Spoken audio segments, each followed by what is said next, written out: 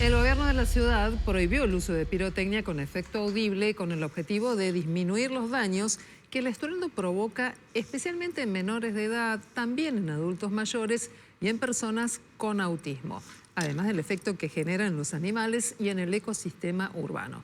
Para conversar sobre este tema, estamos ya en comunicación con Paulo Morales. Paulo es presidente de la ONG T Activa, que trabaja con pacientes del espectro autista. Hola, Paulo, ¿cómo estás? Buenas noches. Hola Silvina, ¿cómo estás? Buenas noches y felicidades para todos. Felicidades para ustedes. Voy a aclarar que Paulo es un colega al que conozco desde hace mucho tiempo y tal vez haya cierta familiaridad en el trato.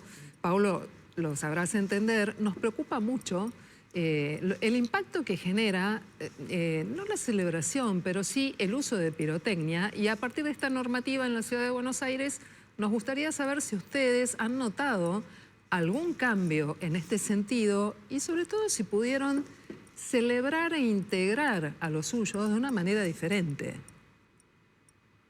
Bueno, la respuesta absolutamente sincera es sí y no al mismo tiempo. ¿Por qué? En general, desde el punto de vista periodístico, te lo digo, uno espera que después de un título como el que generó el jefe de gobierno, lanzando ese tuit que fue tan celebrado por todas las ONGs y muchos sectores más allá del autismo, porque lo estábamos esperando.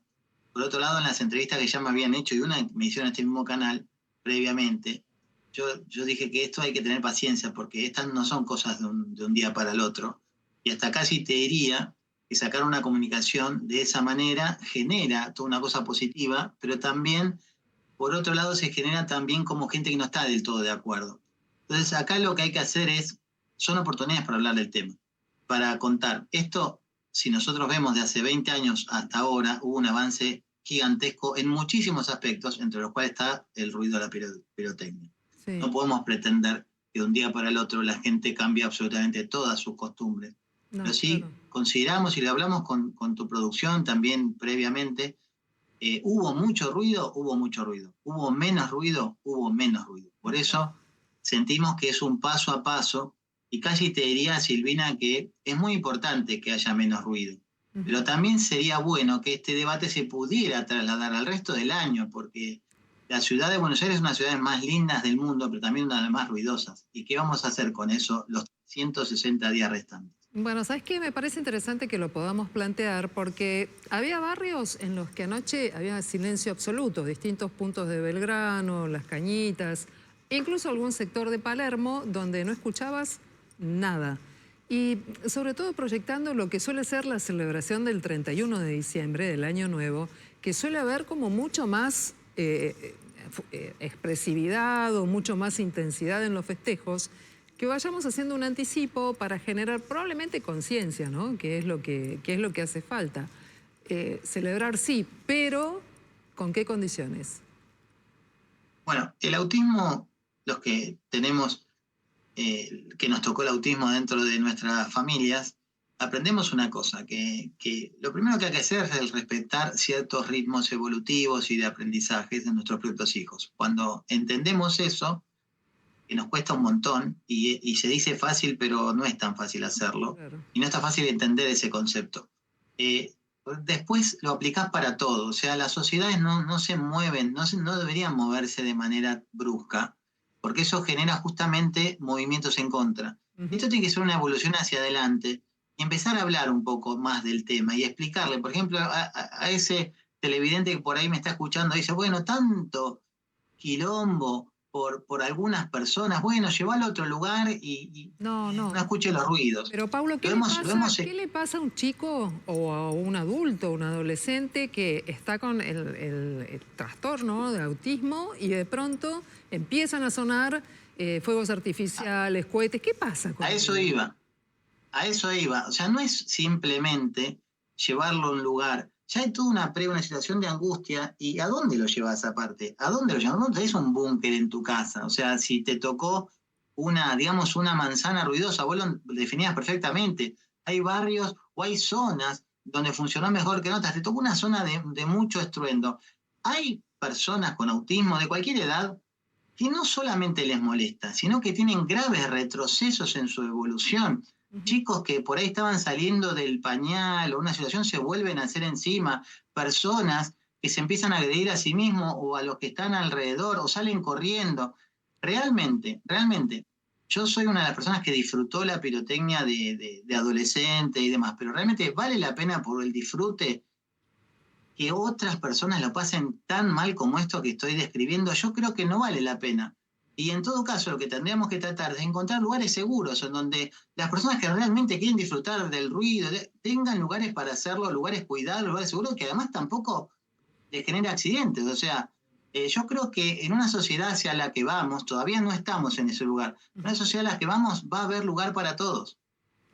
Bueno, es que de eso se trata, ¿no? Poder generar espacios de convivencia y que las distintas ideas tengan conciencia de que comparten un único espacio, ¿no? Siendo conscientes tal vez del otro. Estaba repasando algunos números que en realidad son historias de vida, son personas respecto de qué cantidad de personas están con este diagnóstico de autismo y me pareció muy fuerte leer 1 millón de personas, 1 millón de niños además. ¿Es ese el dato o hubo algún cambio? No es el dato exacto porque lamentablemente en Argentina no hay estadísticas oficiales sobre autismo Ujú. y es algo que también en cada entrevista y donde hay espacio para decirlo, lo reclamamos. Es qué está esperando la dirigencia argentina para poner cartas en el asunto. Voy a poner los dos ejemplos que nos guiamos que sí son estadísticas oficiales. Ajá. El país que hace más años está trabajando esto oficialmente es Estados Unidos. Empezó a medir el autismo hace 20 años. La primera medición fue un niño cada 150. ¿Por qué se miden niños? Porque se considera que a los 8 años, se miden niños de 8 años. A los 8 años ya se considera que la mayoría que pudo recibir un diagnóstico ya lo recibió. Entonces, por eso se trabaja con niños de 8 años. Uno de cada 150 niños en Estados Unidos de 8 años tenían autismo hace 20 años.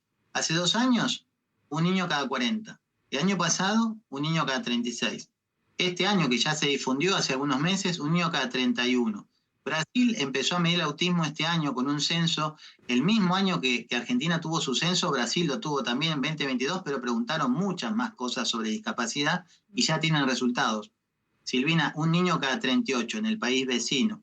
Entonces, si vos proyectás y decís, bueno, que estos niños van a crecer, vos proyectás, y en Argentina la población de 50 millones te da una proyección de entre 1 y 2 millones de personas con autismo en muy pocos años. Ujú. Obviamente podemos seguir pensando que es un problema que le tocó a algunas familias. Bueno, me parece que ya es un tema que nos atraviesa a todos. Sobre todo, Silvina, si vamos a analizar los orígenes de por qué está pasando esto, que no está claro por qué, pero hay un montón de trabajos que se hacen, y decir, bueno, evidentemente, todo esto que está pasando, todo este crecimiento exponencial del autismo, y no solo el autismo, Silvina, de todas las neurodivergencias, así Sí. como te digo, un niño cada 31, si sumamos todas las neurodivergencias, el autismo y el resto, son un niño cada 8.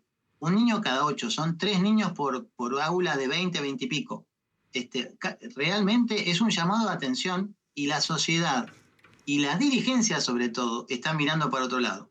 ¿Pensás que tendría que empezar a definirse algún tipo de política pública en el área de educación o especialmente de salud para poner el foco en esta situación? Te pregunto esto al mismo tiempo que pienso en las tremendas dificultades que se han observado en las familias con personas con discapacidades que están llevando reclamos y hay discusiones políticas en el Parlamento que son muy complejas también, ¿no? Sí, nosotros hablando con las ONGs más antiguas, como APADEA, que tiene casi 30 años trabajando el autismo en Argentina, Ujú. podemos decir que en los últimos 30 años hubo grandes avances en la temática, eso hay que felicitar y agradecer. Y eso es mérito de todos, de la sociedad, de la dirigencia, de las escuelas, del sistema de salud. Lo que pasa es que los avances, y lo grafico para que se entienda, los avances están yendo por la escalera, pero la problemática está subiendo por el ascensor.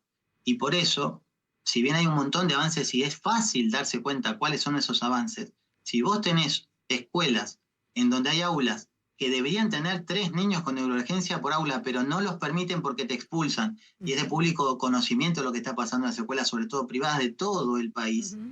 de todo el país. Entonces tenés otras escuelas que no tienen 3, tienen 6 o 7 por aula. Entonces el tema en las escuelas, además de dominio público, el tema de salud, ¿no? Que hay toda una discusión pública y nacional por el tema de la ley de discapacidad. Pero si vamos, yo tengo que decirte, el lugar donde peor estamos, peor está la neurodivergencia, es en las escuelas.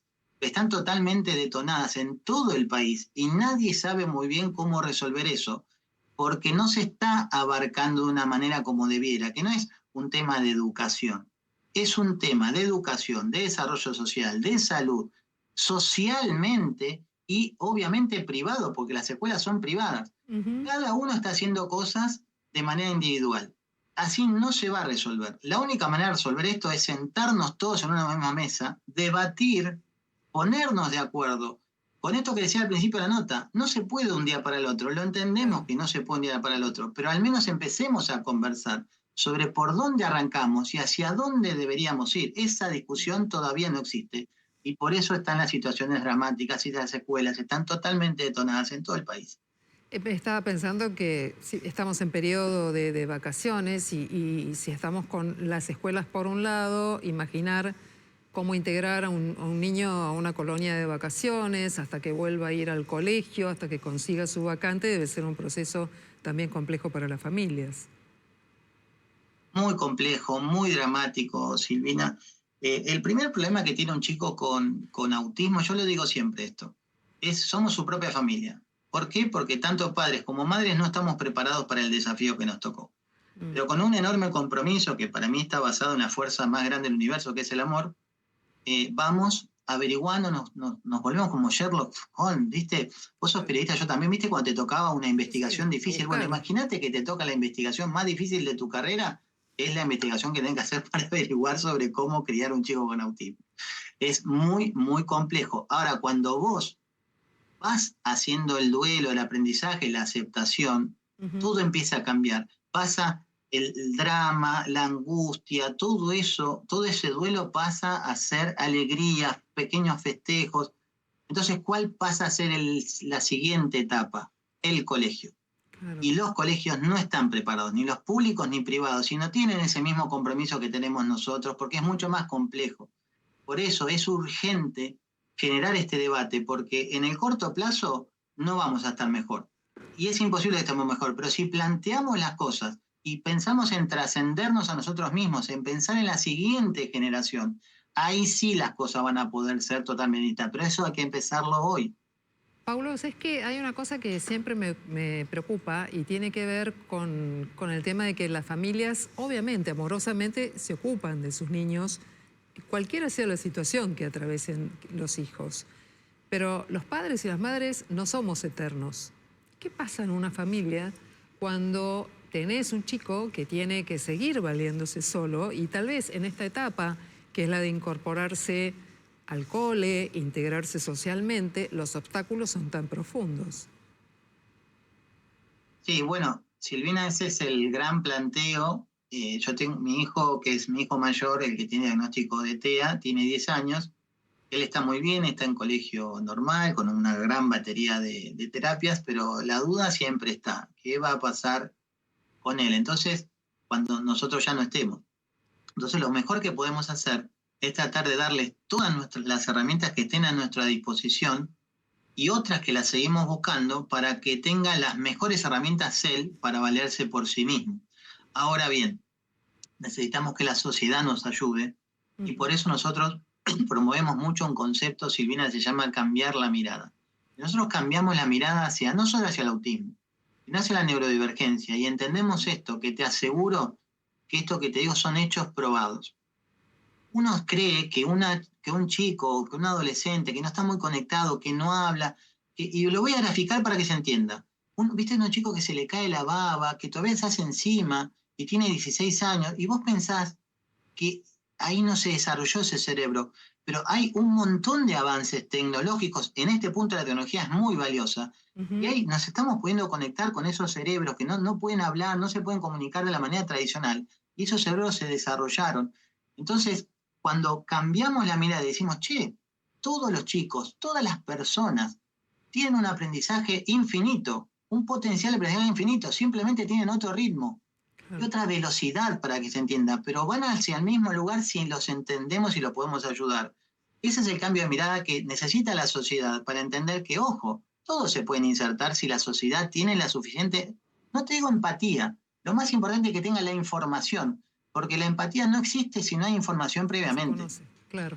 Paulo Morales, te agradezco mucho esta conversación esta noche aquí en Noticias a las 20:30. Paulo además es uno de los impulsores de las Jornadas Azules, que son grandes campañas de concientización que están instaladas aquí en nuestro país hace un par de años ya para que pase esto, que podamos conocer y luego generar empatía frente a estas situaciones.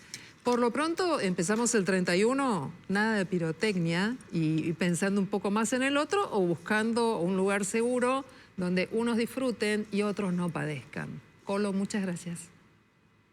No, gracias a vos, a ustedes, Alfredo, hay un gran amigo también. Estos espacios son pequeños granitos de arena que no solucionan nada, pero nos ayuda a mostrar y es ese granito de arena y es eso con mucha paciencia, infinita paciencia que se van sin darnos cuenta, que parece que todo individualmente no soluciona nada, pero como globalmente es todo un movimiento que se está haciendo imparable.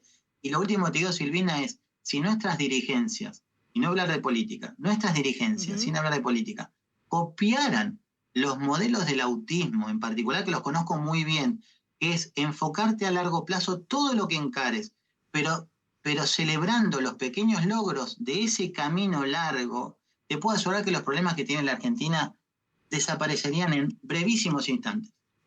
Gracias, Colo. Buenas noches. A ustedes.